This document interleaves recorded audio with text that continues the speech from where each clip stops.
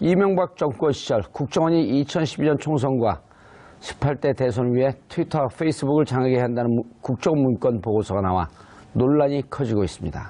해당 문건은 이명박 전 대통령의 최측근으로 꼽히는 김여재 당시 청와대 정무수석 비서관이 검토한 것으로 알려지고 있습니다. 지난 18대 대선 전국을 흔들었던 국정원 댓글 대선 개입, 그 실체가 드러날 근거가 마련된 것입니다. 이 문제와 관련해 세 분 모시고 말씀 나눠보도록 하겠습니다. 고재열 시사인 기자 계속 자리 지켜주고 계시고요. 이재하 변호사님 자리하셨습니다. 네, 안녕하세요. 예, 이종훈 평론가님 자리하셨습니다. 네, 안녕하세요. 예. 자, 고재열 기자께서 보기에 이렇게 터진 세계일보의 이분들이 지난번 정윤의 문건 그 조사했던 그 팀 아닌가요? 네. 그 보도했던 팀이 그 뒤에 예. 세계일보는 회사 대표를 비롯해서 예. 취재팀 다 그리고 편집국장까지 상당히 고초를 겪었는데 나라가 정상화되면서 이분들도 다시 제자리에 가서 그때 풀지 못했던 숙제를 지금 마저 제기하고 있다고 볼 수 있습니다. 묘하게 세계일보가 별로 이렇게 이제 취재력 이런 등등으로 아주 높이 평가받고 무슨 얘기를 하시고 그러는지. 제가 2008년 11월서부터 네. 2009년 5월 23일까지 노무현 대통령 사과시키 직전까지 검찰이 저인망식으로 노무현 대통령 주위를 털 때 네. 그때 취재도 보니까 세계일보 법조팀이 제일 잘했어요. 네. 그때. 예. 그리고 그것도 기록을 남겨뒀고. 그 세계일보의 이런 기획팀들이 꽤 실력 있게 여기저기 다양한 빨대를 갖고 취재를 잘하더라고요. 네. 그 부분에 대해서는 이미 인정받은 정표에 나 있죠. 부분이 있고요. 네, 그래서 그런데 이제 그런 이 엘리트들을 이런 사건 거치면서 상당히 쳐내서 나중에 이제 좀 문제도 되긴 했는데 예. 어쨌든 지금 아주 좀 재미있는 형국이 된 것 같아요. 그렇죠. 사실은 재판부가 처음에 이렇게 받아들여지지 않을 때 지금 이제 끝내 다시 받아들여서 재판 한 번 더 하기로 했는데 저는 이제 딱 그런 생각이 들었어요. 그러니까 재판부의 판단은 그거 없어도 됩니다라는 판단을 한 거라는 생각이 들었어요. 네. 왜냐하면 그걸 우리 일반인들이 생각하기에 정말 중요한 증거가 새로 나왔다 생각에는 재판부가 받아들이지 않았는데 이 무죄가 나오면 그럼 재판부 정말 뭐 한 거죠? 예. 그런데 재판부가 그거 없어도 된다라는 얘기는 나중에 이제 감당할 수 있는 판결을 예. 내리려나 보다 그런 생각을 했는데 보니까 지금 방금 나온 소식에 재판을 한 번 더 열기로 했더라고요. 원세훈 전 국정원장의 잠 못 이루는 밤이 시작이 된 것 같은데요. 자, 그것뿐만 아니고요. 예. 지금까지 일단 그거 먼저 하고요. 예.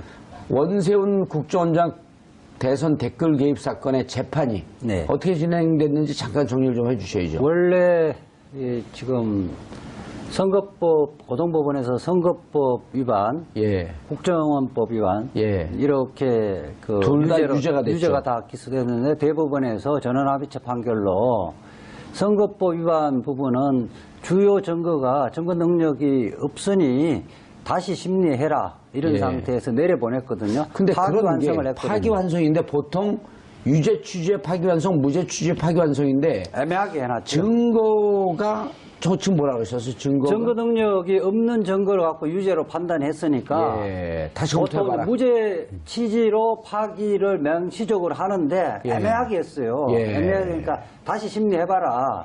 그 증거를 제외하고 또 유죄가 되는지를 심리해보라 그랬는데 2년 파기환송심 같은 경우 보통 몇 개월이면 끝나는데 그렇죠. 2년 동안 재판을 끌었어요. 지금 2015년 7월이니까요. 정확하게 2년이 됐네요. 예. 그러니까 다시 이제 배당받은 서울고등법원은 이상하게도 이게 대법원에서 건드리지 않는 국정원법 위반도 마치 처음에 이것도 유무죄를 다시 한번 살펴보겠다는 취지로 이야기해서 검찰에서 반발을 샀죠.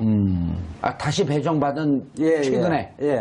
그렇게 하면 또 이제 새로운 재판부가 오면서 이제 정상적으로 이렇게 재판이 진행됐습니다. 그래서 여러 차례 이제 재판부 바뀌었었는데 예. 오늘 원래 원칙적으로 결심을 하기로 돼 있거든요. 결심이라 하면 변론 종결을 하고 그 예. 기록 갖고 이제 판결문을 쓰겠다 이랬었는데 선거를 다음 그 차수에 그렇죠. 하겠다. 예, 구형을 하고 예. 선거를 다음 기일에 이제 선거 기일을 정하겠다 했었는데 국정원의 SNS 장악 보고서가 나오면서 검찰에서 새로운 증거 신청을 한 거죠. 예. 이게 이제 세계일보의 문건과 문건 입수 배경에 대해서 사실조회 신청을 하겠다고 했었는데 재판부가 중간에 휴정을 하면서 다시 들어와서 기각을 했거든. 신청을 기각을 했었는데 조금 전에 결심을 2주 후로 연기를 했습니다.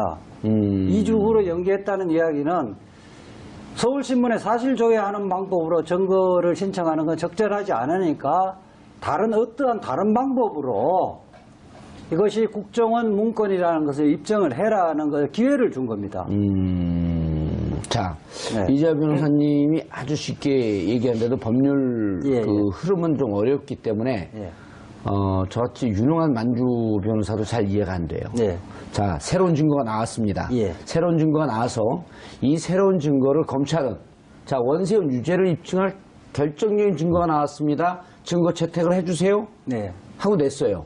뭘 낸 거죠? 그 자체를 낸 것이 아니고 자체를 낸 게 아니고 신문 기사를 지금 갖고 있는 것은 원래 문건의 원본을 갖고 있지를 못해요. 그렇죠. 예. 그러니까 신문에 보도했던 내용을 갖고 제출하니까 신문에 보도된 내용을 제출하니까 그 자체는 증거가 안 되잖아요. 아하. 그러니까 서울시 보도했던 세계일보의 문건하고 예.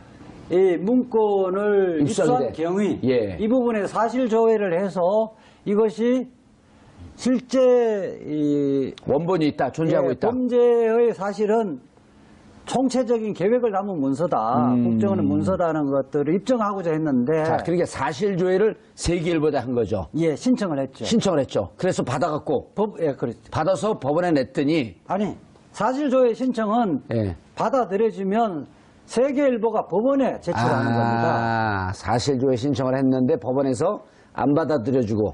안 받아들여주고 조금 전에는 어쨌든 결심 공판을 2주 후로 연기를 하니까 속행을 한 거죠. 그 이야기는 사실조회를 세계일보에 하는 것은 적절한 방법이 아니니까 다른 방법을 해서 이것이 국정원이 작성한 문건이라는 것을 증명해라고 이야기를 한 거예요. 그럼 어떻게 할까요, 검찰은? 두 가지 방법이 있습니다. 우선 지금 국정원에서는 국정원 적폐청산 TF가 마련되어 있잖아요. 있으니. 거기에서 이것이 국정원에서 작성한 문건이 맞다는 공문서를 발급받아오는 방법이 있고요. 또 하나는 이것이 세계일보에서 입수를 한 것은 디도스 공격과 관련해서 수사가 됐던 행정관, 모 행정관의 피해자 재판 기록에 있었던 거예요. 수사 기록에 있었으니까 거기에 가서 수사 기록을 이 문건을 복사를 해서 제출을 하면 되는 거죠. 직접 TF한테 사실관계 확인서를 받아오든지 신청을 해갖고 아니면 그 행정관의 수사 기록을 복사를 해갖고 내게 되면 그때는 증거로 인정될 가능성이 높다. 그렇죠.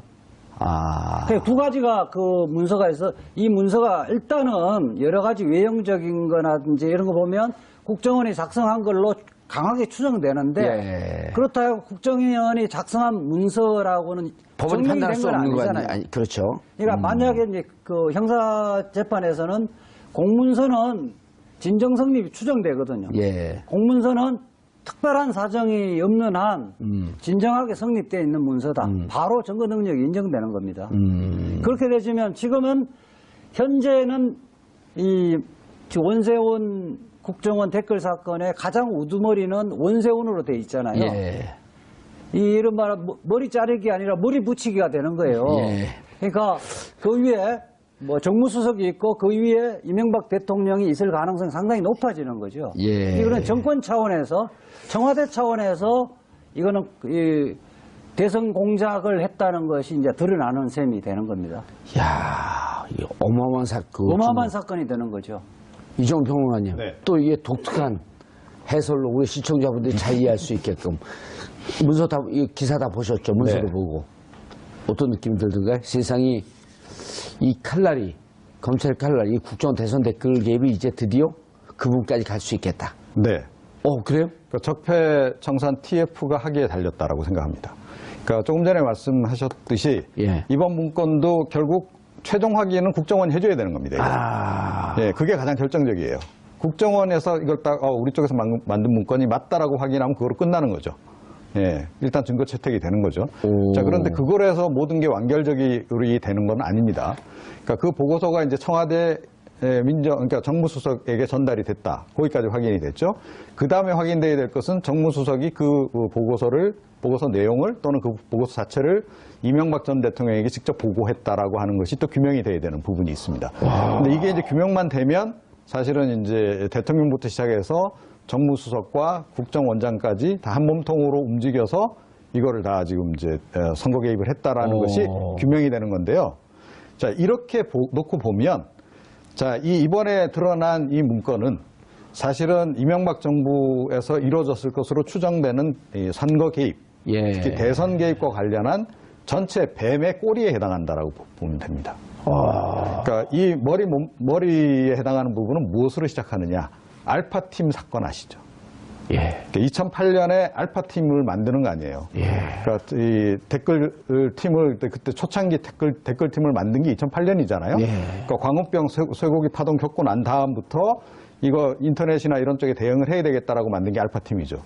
그 다음에 군사이버사령부 만든 게 2010년입니다. 그러니까 이게 다 연결이 되잖아요.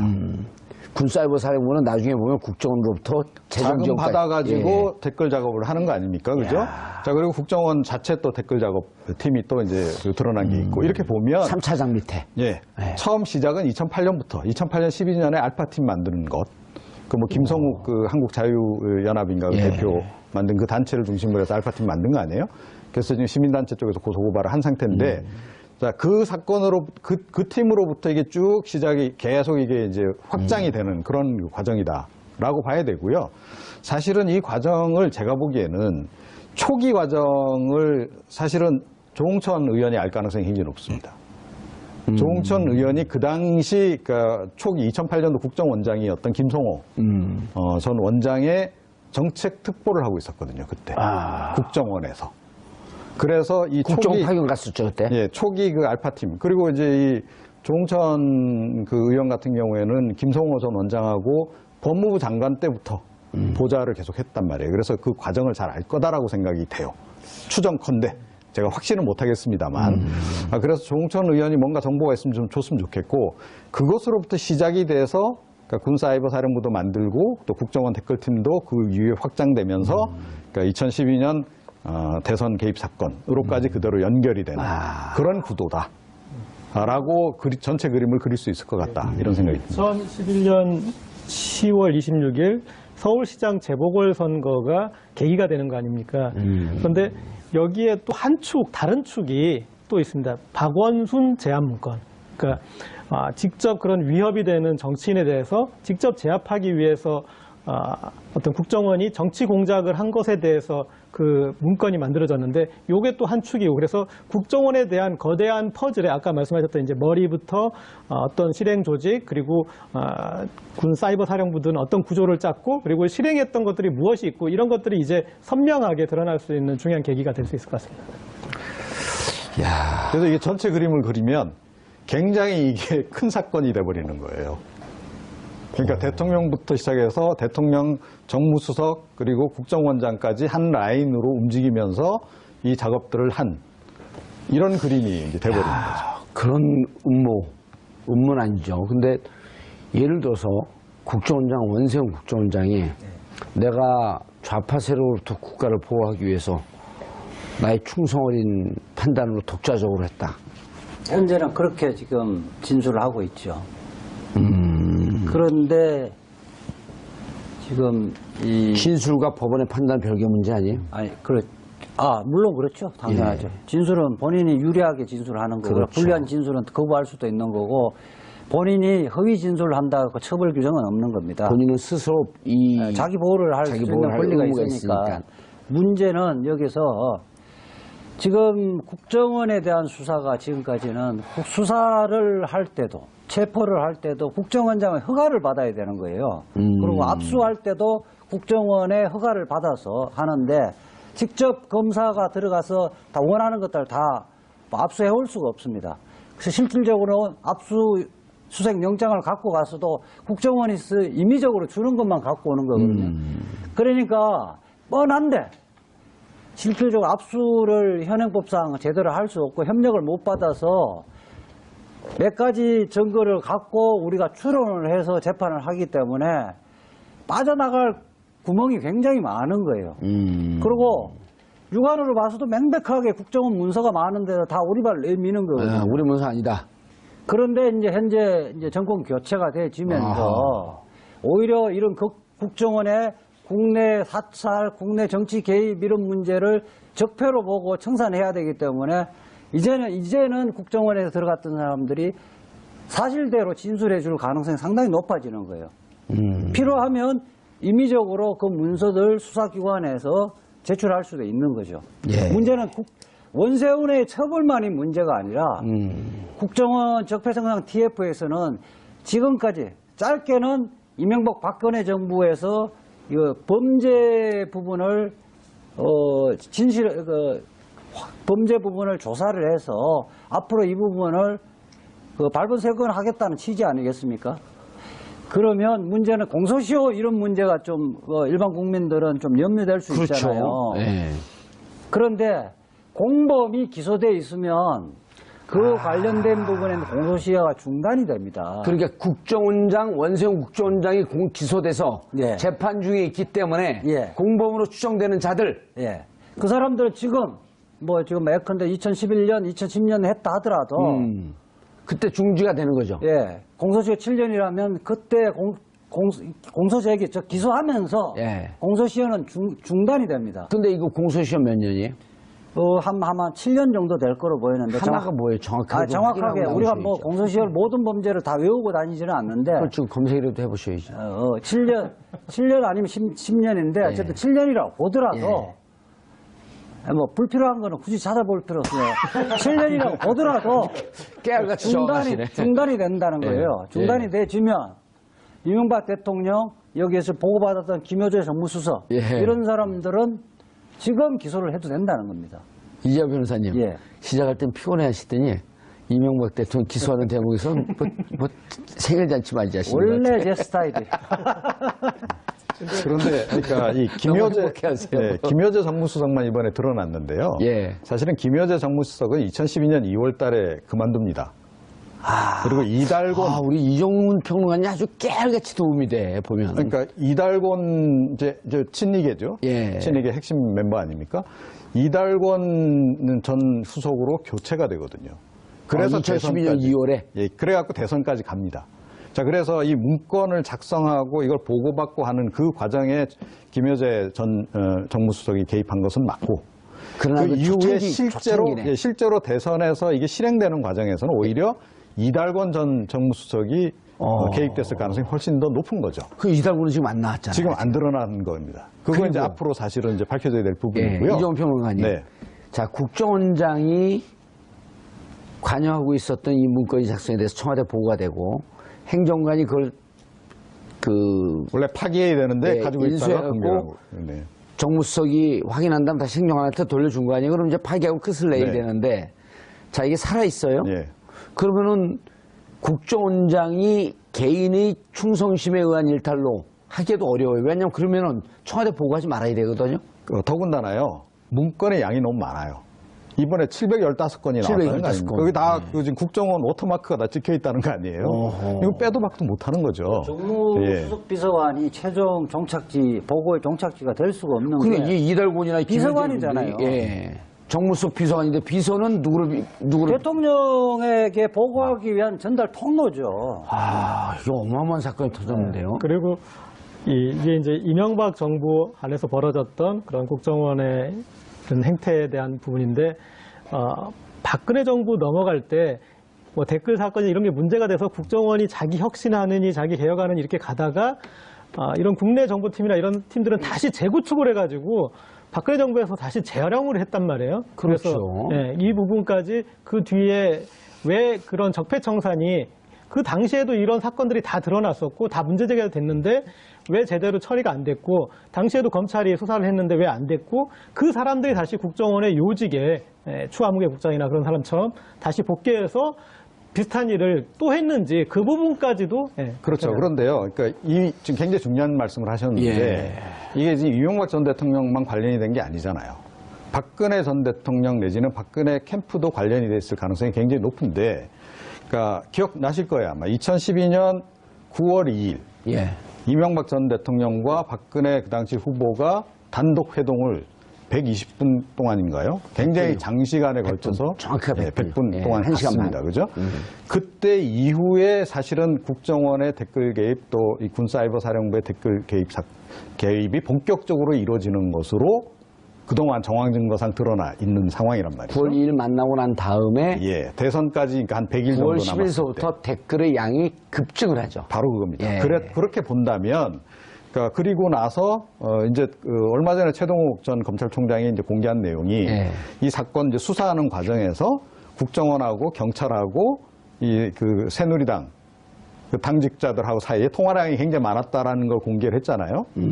자, 그런 그러니까 통화량이 그 시점에서 얼마나 많았겠습니까? 생각을 해보세요. 새누리당 관계자들하고 특히 선거 캠프 관계자들하고 뭐 통화가 상당히 많았다, 적었다, 뭐 이것도 의혹으로 좀 제기가 되어 있는 상황인데 이렇게 보면 이미 그 시점에서 박근혜 전 대통령, 박근혜 후보도 그 댓글 개입이 이루어질 거라는 사실을 감지를 하고 있었을 가능성이 굉장히 높다.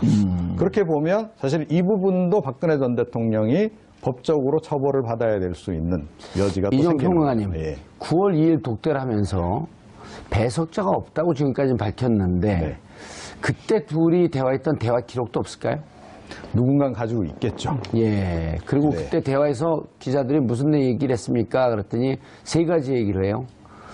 태풍이 북상하고 있는데 태풍에 대한 대책, 그다음 강력범죄에 대한 대책, 선거 때까지 100일 동안 특별 기간으로 선정을 해줘라. 이 세 가지를 아무도 듣지 않을 때 몰래 해야 돼. 태풍이 왼쪽으로 올라올지 오른쪽으로 올라올지 예의주시해야 됩니다. 이거 아무도 알면 안 됩니다. 이런 걸 독대에서 얘기를 할까요? 절대 그럴 리가 없죠. 그러니까 그런 얘기도 했겠죠. 그런데 그 전까지, 이제 일부인 거고. 그 전까지 당 후보가 되고서도요. 사이가 계속 안 좋았죠. 이명박 대통령과 박근혜 후보는 사이가 안 좋았는데 9월 2일 독대하고 난 다음에 급속도로 가까워집니다. 여기서 이자 변호사가 하는 유명한 얘기가 있잖아요. 모든 기록에, 진실은 모든 기록에 숨어 있다. 그렇죠? 기록 어딘가에 숨어. 어딘가에 꼭 그렇게 얘기해야 돼요. 진실은 기록 어딘가에 숨겨져 있다. 당시에 제 생각에는 박근혜 전 대통령이 은유법으로 표현한 것 같아요. 폭풍 댓글을 달아달라. 강력한 범죄를 강력하게 갑자기 달아달라. 아재 개그를 하시네요. 특별하게 달아달라. 근데 제가 나름 SNS 전문가로서 SNS 전문가예요? 쪽 전문가죠, 제가. 그럼 어깨 쓰고 올라갔는데. 블로그부터 트위터, 페이스북까지 일관되게 이 SNS 셀럽인데. 저한테 이제 특강 좀 해주세요. 전 이해를 잘 못하겠어요. 이 대한민국 국정원이 SNS에 대한 이해는 잘하고 있었어요. 이 부분은 제가 인정할 수 있는데, 2011년 말인데 트위터의 영향력이 절대적이던 때였어요. 그런데 무게중심을 페이스북으로 가자라는 거였잖아요. 그리고 트위터는 너무나 장악돼서 힘드니 페이스북 쪽에서 페이스북은 보수 진영 사람들도 좀 그리고 있다. SNS 매체의 속성도 잘 이해하고 있었어요. 트위터는 모르는 사람을 새로 알아가는 데고요. 페이스북은 아는 사람을 더 잘 알아가는 그런 공간인데 페이스북이라는 공간에서 그런 커뮤니티성을 가지고 침투하자라는 제가 봤을 때 전략적으로는 유의미했고 그리고 나중에 결과로 나타나는 건 어떤 거냐면 트위터 쪽은 화투로 제가 비유하자면 파토를 만들어요. 그러니까 트위터에 국정원이 댓글을 달 때는 거칠게 욕설 같은 거를 마구 달아서 완전 판을 깨버리는 거야. 그렇죠. 그런 판이 되면 사람들이 이 트위터 여기는 이제 더 이상 못 놀겠어. 트럼프 같은 사람 와서 놀아 그냥. 그래서 이제 트위터의 어떤 그 공론장 자체가 수준을 떨어뜨려서 그 공론장의 기능이, 그러니까 이렇게 거칠어지면 저쪽도 거칠어진 사람만 남거든요. 그러면 그 거칠어진 것으로부터 많은 주류는 피하게 돼요. 그러면서 이제 어떤 페이스북이 커지게 되는데, 그 페이스북을 장악해 나가는 데 있어서 차근차근 단계적으로 이렇게 했다라는 SNS 전략적인, 전술적인 측면으로 봤을 때는 그거는 제가 나름 인정해 줄 수 있는, 물론 나쁜 일이지만. 예. 꽤 의미 있는 얘기를 오래 들은 것 같은데 별로 남는 건 없네요. 뭔가 그런데 야 정말 큰일이 터졌네요. 그렇죠. 큰일이죠. 기본적으로 특히 20대, 40대, 20, 40대. 40대 부분을 이 선거에 투표 동료를 못하게 하라. 투표 동료를 못할 뿐만 아니라 그게 여론 자체를 왜곡시키는 거죠. 그러면서 이쪽 우파 쪽에 보수 쪽의 목소리를 내는 파워 아바타를 육성해야 된다. 신문은 보수 언론들도 그 부분을 일단 활용을 하고 이런 내용이니까 국민 주권주의를 국가가 나서서 왜곡시키는 거죠. 선거제도 자체를 사실상 다 파멸시키는 거예요. 그러니까 우리 헌법의 핵심적 가치를 파괴시키는 거죠. 이종훈 평론가님, 그때 당시 잘 기억을 해보시면 2011년, 2012년 선거법 협상이 막 진행되고 있을 때 투표를 올리기 위해서 투표 시간을 좀 연장하자. OECD 국가처럼 8시까지 혹은 10시까지 늦추자라고 하는 주장이 야당, 지금 민주당으로부터 그때 막 나왔을 때 그게 반대, 그렇게 늦출 수 없다라고 하는 반대 논리가 뭐였었냐면 시골 어르신들이 밤늦게 투표하고 돌아갈 때 밤길이 위험하다. 기억나시죠? 네. 그리고 시골에 일손이 딸린다. 이상한 논리를 하면서 6시로부터 8시, 10시로 늦추는 거에 대해서 강력하게 저항을 했거든요. 근데 이번에 나온 문건이 사실이라고 한다면 오히려 투표를 낮추는데 귀를 쓰고 있었던 게 그 정부 담당자들이었거든요. 네.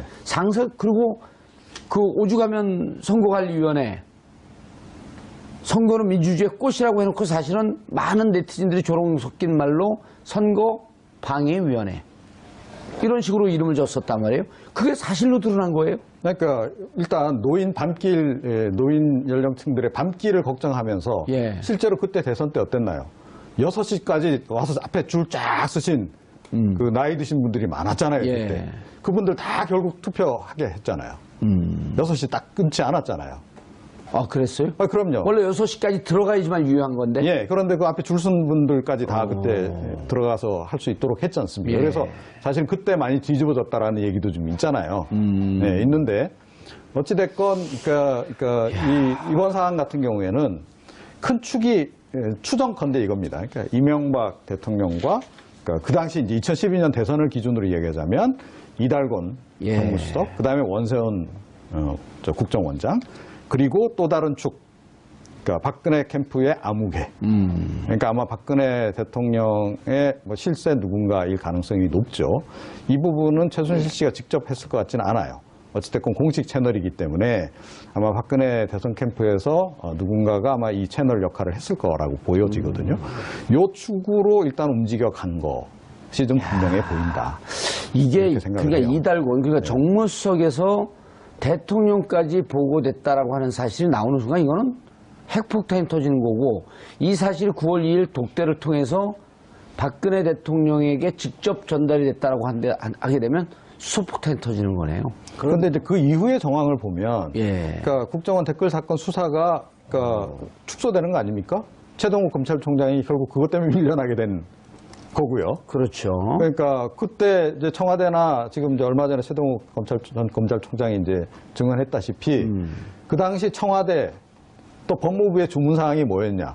선거법 부분은 적용시키지 마라.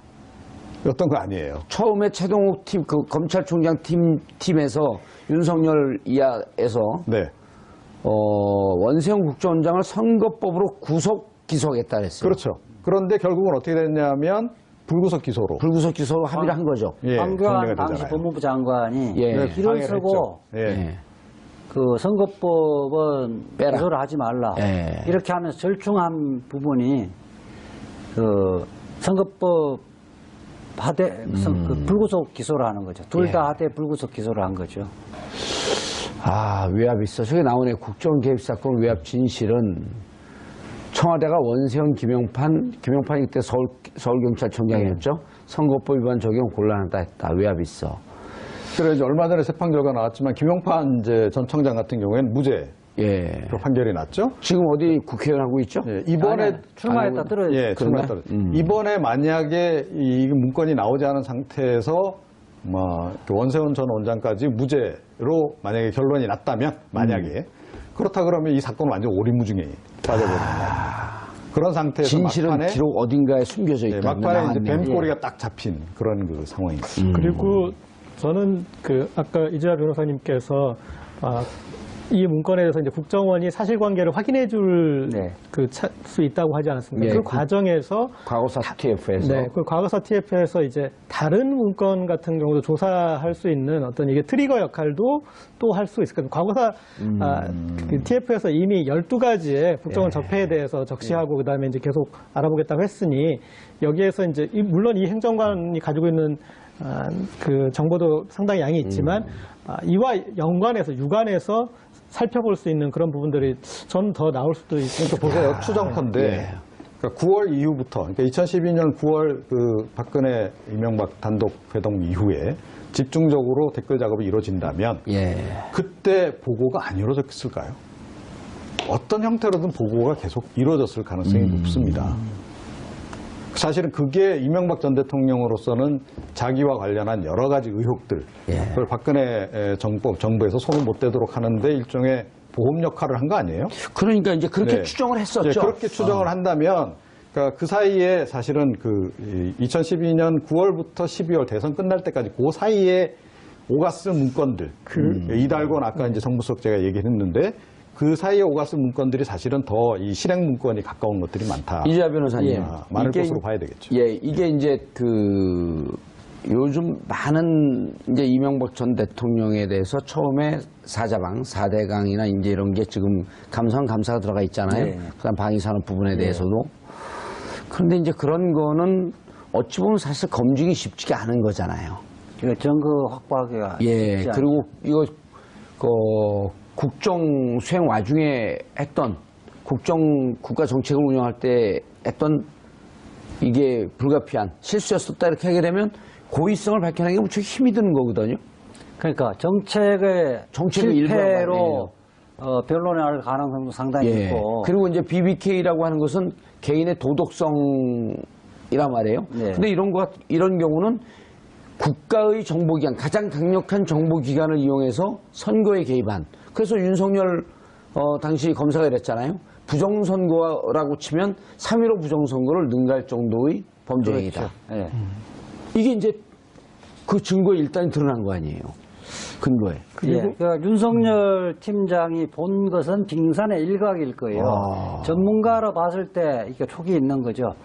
이 정도면 그 1000분의 1도 안 될 텐데 1000분의 1에 봐도 이건 어마어마한 선거 범죄고 국기문란이다라는 걸 느낌이 오는 거죠. 그 부분에서 지금 윤석열 팀장이 국정원으로부터 방해를 받았지만은 가장 중요한 것은 법무부와 검찰 수뇌부로부터 방해를 받은 거 아닙니까? 자, 그리고 재미있는 부분인데, 또 SNS 전문가로서 제가 그 전문가라는 얘기 그만했어요. 듣겠어요. 이게 제가 당시에는 특종인줄들 모르고 특종을 했던 게 있는데,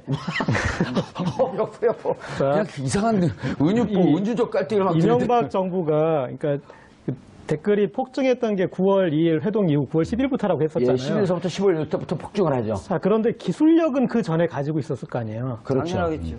기술력. 근데 그 시험 가동한 기술력을 제가 그게 우연찮게 트위터 이 데이터 분석을 하다가 그게 나타났어요. 빅데이터 분석을 하다가. 그러니까 그 정도 빅데이터라고 볼 수도 없는 데이터인데, 그러니까 분석을 해보면 어떤 특징이 있냐면 정부의 우호적인 그 트위터는 공략할 때 어떻게 공략을 하면 전달자 역할을 해요. 그러니까 공유하면서 확산하는 리트윗 봇을 만들어서 확산하게 되는데 그런 리트윗 봇을 만들면은 어떤 특성이냐면 데이터로 그려보면은 이 데이터 확산 속도가 확산의 그림이 완벽한 형태의 결정체로 나타나요. 보통이 일반적으로 전파될 때는 불규칙적으로 나타날 수밖에 없어요. 그런데 이렇게 봇을 쓰면은 규칙적인 마치 우리가 눈의 그 결정, 소금의 결정 그런 것처럼 규칙적으로 나타나는데 그게 2012년 초반에 나타나기 시작을 했어요. 그래서 뭔가 어떤 특히 정부의 우호적인 정보에 대해서 어떤 그 봇이 작동하고 있다라는 게 2012년 초반에 보였었는데 작성했다는 게 뭐야? 로봇처럼 자동 봇으로 자동 만든 계정들이 그게 이제 그런 기술력 자체는 2012년 초반에 가지고 있다가 그리고 그게 이제 2011년에 그런 거를 준비하라고 그랬으니까 갖춰놨겠죠. 그랬다가 2012년 후반 9월 이후에 그게 본격적으로 발동을 걸린 거죠. 본격적으로 발동이 걸릴 때 이제 양자 후보와 대통령의 일정 정도 합의가 이루어졌고. 그렇죠. 이제 시나리오가 맞아 들어갑니다. 이번 잠깐만요. 짧게 하겠어요. 이번 사건은 원세훈의 유무죄 이렇게 좁은 시각으로 봐서는 안 되고요. 전형적인 국기문란 사건이기 때문에 만약 이 부분에 대해서 실체가 드러나면 보수 정권은 반세기 동안 집권을 할 수가 없게 됩니다. 알겠습니다. 이명박 정권 시절 국정원이 2012년 총선과 18대 대선을 위해 트위터와 페이스북을 장악해야 한다는 국정문건 보고서가 나와 논란이 커지고 있습니다. 해당 문건은 이명박 전 대통령의 최측근으로 꼽히는 김여재 당시 청와대 정무수석 비서관이 검토한 것으로 알려지고 있습니다. 지난 18대 대선 전국을 흔들었던 국정원 댓글 대선 개입, 그 실체가 드러날 근거가 마련된 것입니다. 이 문제와 관련해 세 분 모시고 말씀 나눠보도록 하겠습니다. 고재열 시사인 기자 계속 자리 지켜주고 계시고요. 이재하 변호사님 자리하셨습니다. 네, 안녕하세요.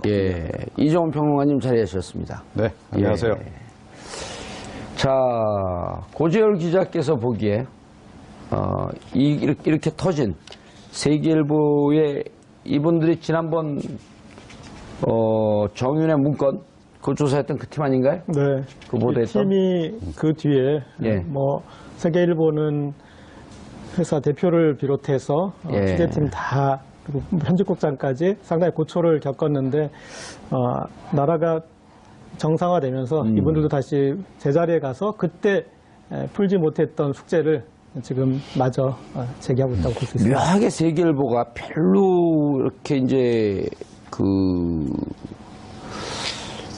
취재력 뭐 이런 등등으로 아주 이렇게 높이 평가받고 무슨 얘기를 하시고 그러는지.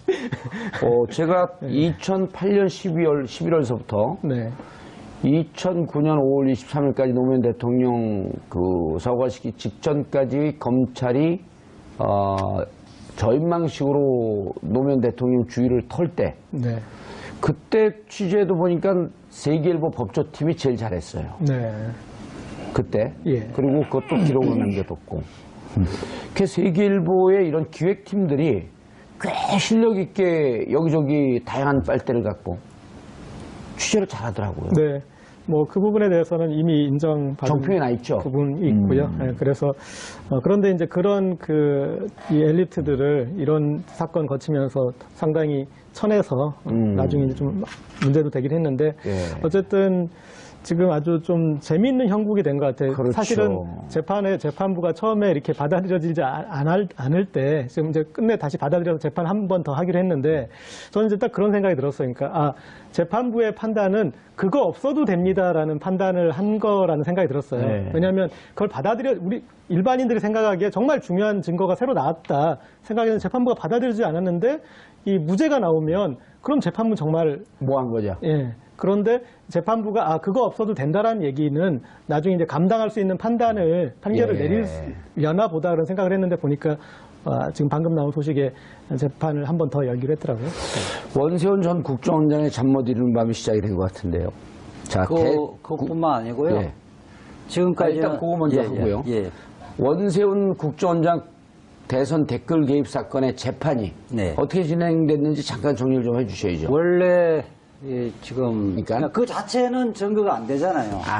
그러니까 서울시 보도했던 세계일보의 문건하고 이 문건을 입수한 경위 이 부분에 사실 조회를 해서 이것이 실제 원본이 있다, 존재하고 있다. 범죄의 사실은 총체적인 계획을 담은 문서다. 국정원의 문서다는 것들을 입증하고자 했는데. 자, 그러니까 사실 조회를 세계일보다 한 거죠. 신청을 했죠. 신청을 했죠. 그래서 받아갖고.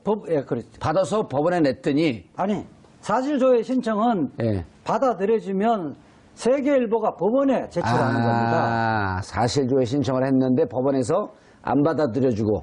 안 받아들여지고 조금 전에는 어쨌든 그 결심 공판을 예. 2주 후로 연기를 하니까 속행을 한 거죠. 그 이야기는 예.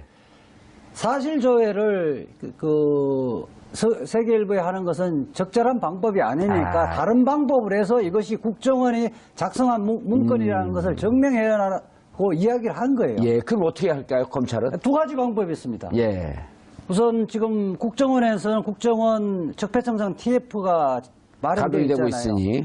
거기에서 이것이 국정원에서 작성한 문건이 맞다는 공문서를 발급받아 오는 방법이 있고요. 예. 또 하나는 이것이 그 세계일보에서 입수를 한 것은 디도스 그 공격과 관련해서 수사가 됐던 예. 행정관, 모 행정관의 선거법, 고등법원에서 선거법 위반, 예. 국정원법 위반, 예. 이렇게 그 둘다 유죄가 됐죠. 유죄가 다 기소됐는데 대법원에서 전원합의체 판결로 선거법 위반 부분은 주요 증거 능력이 없으니 다시 심리해라 이런 예. 상태에서 내려보냈거든요. 근데 그런 게 파기환송을 했거든요. 파기환송인데 보통 유죄 취재 파기환송, 무죄 취재 파기환송인데 애매하게 해놨죠. 증거가 저 지금 뭐라 그러셨어요? 증거 능력이 없는 증거를 갖고 유죄로 판단했으니까 예. 다시 보통 검토해봐라. 무죄 취지로 파기를 명시적으로 하는데 예. 애매하게 했어요. 예. 애매하게 그러니까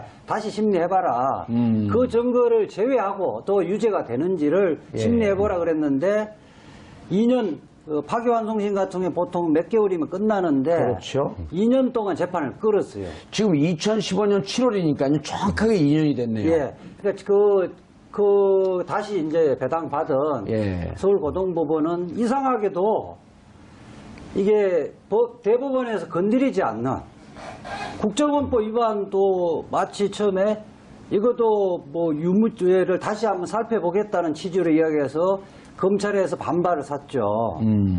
다시 배정받은 최근에. 예. 그렇게 하면 또 이제 새로운 재판부가 오면서 이제 정상적으로 이렇게 재판이 진행됐습니다.